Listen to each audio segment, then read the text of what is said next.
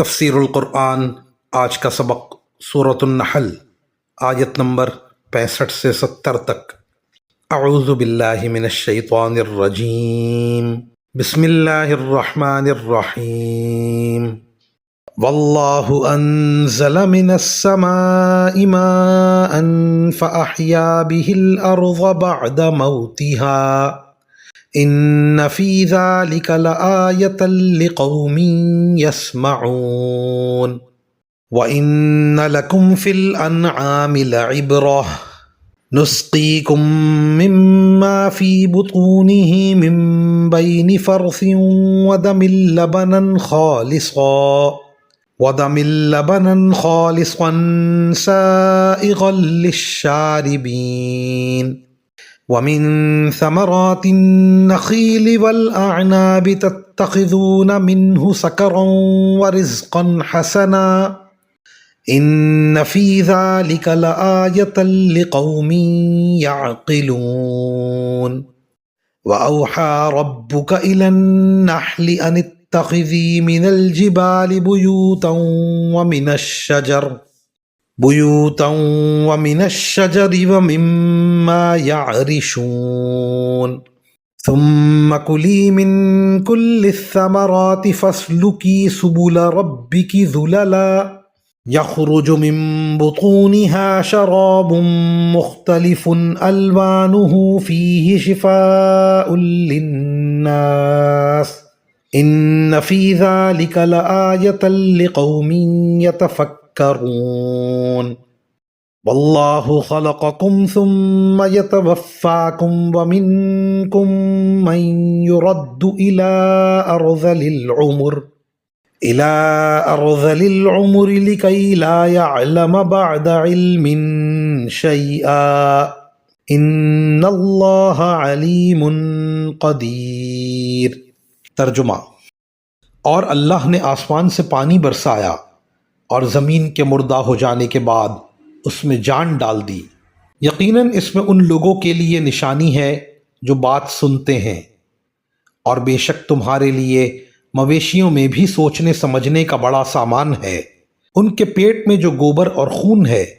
اس کے بیچ میں سے ہم تمہیں ایسا صاف ستھرا دودھ پینے کو دیتے ہیں جو پینے والوں کے لیے خوشگوار ہوتا ہے، اور کھجور کے پھلوں اور انگوروں سے بھی ہم تمہیں ایک مشروب عطا کرتے ہیں جس سے تم شراب بھی بناتے ہو اور پاکیزہ رزق بھی۔ بے شک اس میں بھی ان لوگوں کے لیے نشانی ہے جو عقل سے کام لیتے ہیں۔ اور تمہارے پروردگار نے شہد کی مکھی کے دل میں یہ بات ڈال دی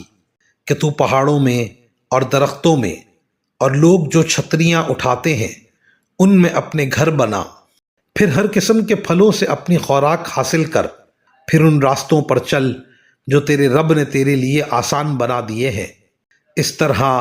اس مکھی کے پیٹ سے وہ مختلف رنگوں والا مشروب نکلتا ہے جس میں لوگوں کے لیے شفا ہے۔ یقیناً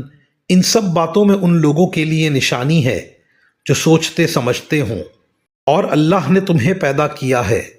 پھر وہ تمہاری روح قبض کرتا ہے، اور تم میں سے کوئی ایسا ہوتا ہے جو عمر کے سب سے ناکارہ حصے تک پہنچا دیا جاتا ہے، جس میں پہنچ کر وہ سب کچھ جاننے کے بعد بھی کچھ نہیں جانتا۔ بے شک اللہ بڑے علم والا، بڑی قدرت والا ہے۔ یہ مکی صورت ہے۔ جب یہ نازل ہوئی تو اس وقت تک شراب حرام نہیں ہوئی تھی، لیکن ان آیات میں شراب کو پاکیزہ رزق کے مقابلے میں ذکر فرما کر ایک لطیف اشارہ اس طرف کر دیا گیا تھا کہ شراب پاکیزہ رزق نہیں ہے۔ چھتریاں اٹھانے سے مراد وہ ٹٹیاں ہیں جس پر مختلف قسم کی بیلیں چڑھائی جاتی ہیں۔ اللہ تعالیٰ نے خاص طور پر شہد کی مکھی کے گھر بنانے کا ذکر اس لیے فرمایا کہ جو وہ چھتے بناتی ہیں وہ عجیب و غریب صنعت کا شاہکار ہوتے ہیں، اور عام طور پر وہ چھتے اونچی جگہوں پر بناتی ہے تاکہ اس میں بننے والا شہد زمین کی کثافتوں سے بھی محفوظ رہے اور اسے تازہ ہوا بھی میسر آئے۔ توجہ اس طرف دلائی جا رہی ہے کہ یہ سب کچھ اسے اللہ تعالیٰ نے سکھایا ہے۔ مزید فرمایا انتہائی بڑھاپے کی حالت کو ناکارہ عمر سے تعبیر کیا گیا جس میں انسان کی جسمانی اور ذہنی قوتیں ناکارہ ہو جاتی ہیں، اور سب کچھ جاننے کے باوجود کچھ نہ جاننے کا ایک مطلب تو یہ ہے